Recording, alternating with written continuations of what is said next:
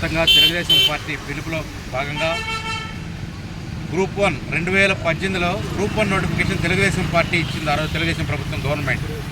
ఈరోజు తెలుగుదేశం పార్టీ ఇచ్చిన నోటిఫికేషన్ని 2019లో prelims exam జరిగితే దాంట్లో నుంచి కొంతమంది 2000 వైఎస్ఆర్సీపీ ప్రభుత్వం వచ్చిన తర్వాత గ్రూప్ 1 నోటిఫికేషన్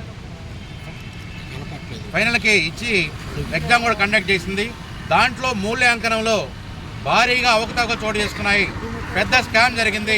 169 పోస్టులతో తెలుగుదేశం ప్రభుత్వం ఆనాడు డిఎస్పీ అదే మరి డిప్యూటీ కలెక్టర్ పోస్టులతో నోటిఫికేషన్ రిలీజ్ చేసింది. దాంట్లో మెయిన్స్ ఎగ్జామ్కి వచ్చి మూల్యాంకనంలో అవకతవకలు జరిగాయి. ఈ యొక్క అవకతవకల్ని హైకోర్టు కూడా రద్దు చేసింది. అవకతవకలు అని చెప్పి తేల్చి కూడా ఈరోజు గ్రూప్ 1 నోటిఫికేషన్ని పూర్తిగా రద్దు చేసింది. ఈ యొక్క హైకోర్టు నిర్ణయాన్ని స్వాగతిస్తూ ఈరోజు తెలుగుదేశం పార్టీ ఆధ్వర్యంలో తెలుగు యువత టీఎన్ఎస్ఎఫ్ ఆధ్వర్యంలో ఈరోజు ఎవరైతే దీనికి బాధ్యులైన వారు ఉన్నారో ఏపీపీఎస్సీ చైర్మన్ గౌతమ్ సవాంగం గారు కానీ అదే మరిగా కార్యదర్శి పిఎస్ఆర్ ఆంజనేయులు, ముఖ్యమంత్రి జగన్మోహన్ రెడ్డి, అదే మరి సజ్జల రామకృష్ణారెడ్డి ఈ బాధ్యత వీరిపై చర్యలు తీసుకోవాలని చెప్పి తెలుగు యువత డిమాండ్ చేస్తూ ఉంది. అదేవిధంగా 250 కోట్ల రూపాయల స్కామ్, ఈ స్కామ్లో డిఎస్పీ పోస్టుకి 1.5 కోటి, అదేవిధంగా డిప్యూటీ కలెక్టర్ పోస్టుకి 2.5 కోట్ల రూపాయలు వసూలు చేశారు. ఈరోజు 326 పోస్టులకి వాళ్ళని ఎంపిక చేశారు. మూల్యాంకనంలో కరోనా సాకుతో డిజిటల్ మూల్యాంకనం చేశారు. నోటిఫికేషన్లో కూడా సాంప్రదాయ మూల్యాంకనం చేస్తామని చెప్పారు, అంటే చేతి ద్వారా మాన్యువల్గా చేస్తామని చెప్పి చేశారు.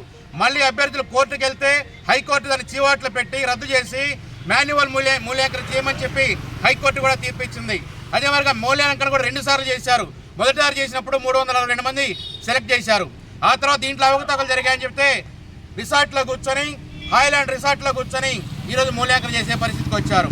ఈరోజు దాంట్లో కూడా 62% మొదటిసారి చేసిన దానికంటే 202 మంది డిస్క్వాలిఫై అయ్యారు. దాంట్లో ఏం జరిగింది? మీ అనుయాయులకు ఇచ్చుకున్నారు, మీ వాళ్ళందరికి ఇచ్చుకొని డబ్బులు గమ్ముకున్నారు. ఈరోజు గ్రూప్ 1 పోస్టుల మార్కెట్లో, కూరగాయల మార్కెట్లో అమ్మినట్టు అమ్మి ఏపీపీఎస్సీని గంగపాలు చేశారు, పరువుని ఏపీపీఎస్సీని నాశనం చేశారు. ఈరోజు ఎవరైతే ప్రతిభావంతులైన అభ్యర్థులు ఉన్నారో వారి జీవితాలతో చెలగాటమాడుతూ ఉంది ఈ ప్రభుత్వం. దీనికి సంబంధించిన ఏపీపీఎస్సీ చైర్మన్, కార్యదర్శి, ముఖ్యమంత్రి సలహాదారు సజ్జలపై చర్య తీసుకోవాలని చెప్పి తెలుగు యువత డిమాండ్ చేస్తూ ఉంది.